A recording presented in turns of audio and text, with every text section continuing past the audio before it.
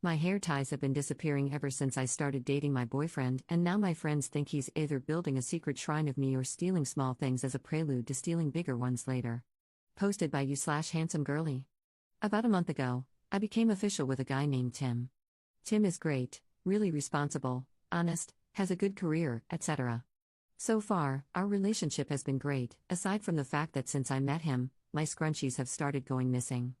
It sounds stupid, I know, but I always stash scrunchies throughout my apartment. I use them every day and like them to be easily accessible. I have some in my bathroom, both of my bedrooms, my living room, my car, etc. I probably had 20 plus scrunchies randomly dispersed throughout. I'm down to 6, 3 of which were in my car. At first, I thought maybe I just lost 1 or 2, but before long I noticed that entire stashes were missing. It's gotten annoying because anytime I go to reach for one, it's just gone. For example, I have a drawer under my sink where I had kept around 5 scrunchies. Sounds crazy, but I tend to take them, tie my hair back, do something else, and take it out in a different room. This assured me I would always have one on hand in the room I usually need them most. I return 5 to this stash on Sundays when I clean, if they got moved. The drawer now has none. The only factor in my life that has changed is my boyfriend. My dog doesn't bother them, but even if she had somehow gotten into drawers and taken to eating them, we'd probably be in the pet ER right now because 14 scrunchies is quite a lot. I don't think anyone is breaking in to steal my scrunchies. I know I haven't lost this many. Is my boyfriend secretly a ferret? What could he possibly be doing with all of these scrunchies? My friends are joking that he has a shrine of me in his closet. One friend thinks that he's stealing them to test if I notice when things go missing and has plans to steal more, which has me sort of sketched out. He's never in my apartment alone, but he's somehow finding enough time to be alone to do this and for me not to notice. Does anyone have any ideas? I was going to confront him, but I don't want to accuse him of something so silly. But I also just don't get it. Help. Edit. Some of y'all just aren't any fun. Obviously no one but him knows. I just wanted to preemptively prepare myself for reasons as to why he could be doing this. Also, it's just kind of funny, so I wanted to share. I thought the way this was written would kind of show that, but some people are taking it way too seriously. He's planning on coming over tonight, so it's definitely on the agenda to inconspicuously ask him where they've gone. At this point, if he says he doesn't know, I'm just going to set up a camera because A, he's lying and needs to be called out, or B, someone unwelcomed is in my apartment stealing my stuff. Someone asked if it could be my dog, but I've pulled my couch out since this started happening, and honestly, my dog doesn't really steal things, so I'm 99.9% positive it's not her. She's an old gal and just sleeps mostly. Unless there's some other creature sneaking in and stealing, it's definitely a person's doing. A lot of people have said he might be tidying them up, but this is honestly impossible because they're nowhere to be found. I have a fairly large apartment, but unless he's storing them in a vent or something, they're just straight up missing. Either way, I should have some update tonight. Update 1 day later. Y'all, he just left, and I have to write this now while it's fresh in my mind. So, as many of you came at me for not doing immediately, I had a talk with him tonight. I had planned on it, but when I discovered the last batch of missing scrunchies this morning, I snapped and just wanted to get some idea of what he could be doing with them. I didn't want to approach it via text or while either of us was working, so I figured I'd just wait until this evening to approach him. A lot of people told me that I should be able to talk to him, but it's still so new, I just didn't want to approach it at first. Most of you were wrong, but a few of you beautiful, twisted people got it right. Without further ado, allow me to provide my best recollection of the conversation. Me, I keep losing my scrunchies and it's driving me nuts. Have you seen any of them around? Him, not really. Don't you have one on your nightstand? Me, yeah, but I used to have a lot more, and now they're missing. It's so weird. At this point, his demeanor kind of changed. To be fair, I was staring him down and he knew I knew. He just shrugged at me. The demeanor switch gave me enough of a spidey sense that I just flat out asked him why he was taking them. He initially tried to say that he didn't, then he tried to say he was accidentally taking them and said he would put them on his wrist and forget to take them off.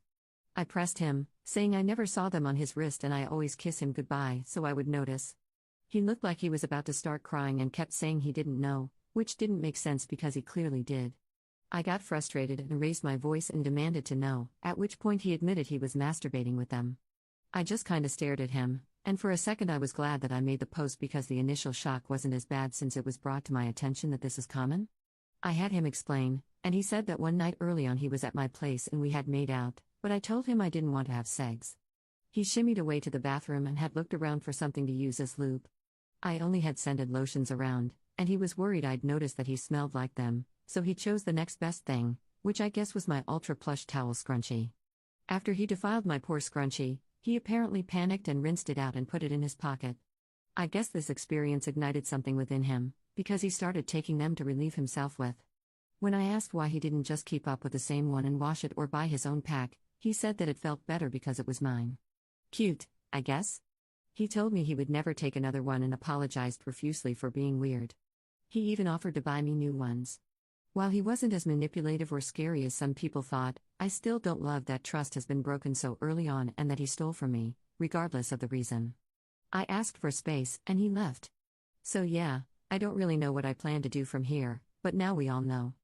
Apparently, scrunchies of your loved one feel really good if anyone wants to give it a shot. With permission, of course. Top/relevant comments. Commenter. Girl, please tell me you're going to break up with the scrunchy screwer. Ops response. Ha, you already know that this is how he will forever be remembered in the group chat.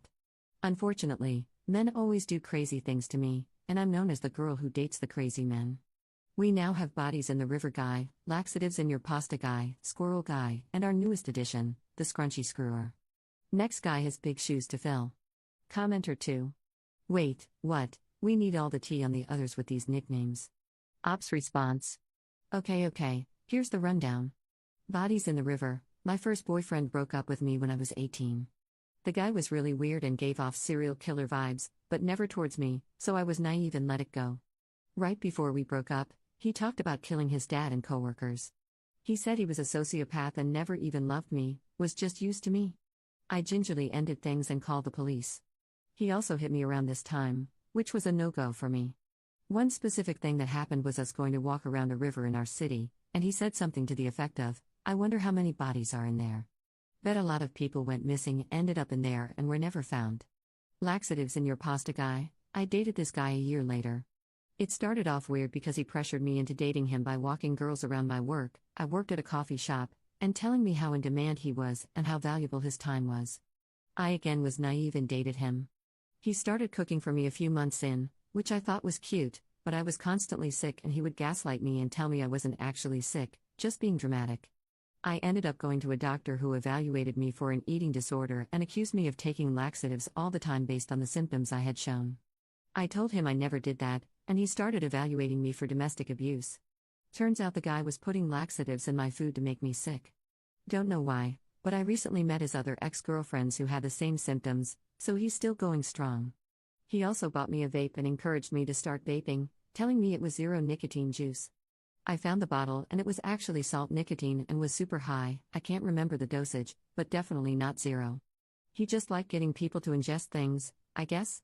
This guy still trash talks me to all of our hometown, which people are happy to tell me about to this day.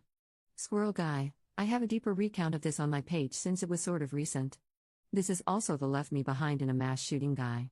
Just to touch on both of those, I helped an injured squirrel, and this guy sat me down with his father, who degraded me and called me names because of it. We were also at a place where a mass shooting took place, and he took off and pushed me away from him when I tried to catch him. All in all, I choose some winners. I could probably make some great viral TikToks with all of the stories I've gathered, but these are some of the best. Commenter 3. Well, Scrunchy Screwer seems like a real catch in comparison. Ops response. It progressively gets better, you just gotta keep going, or not, and maybe get a cat. At least they'll use the scrunchies for good.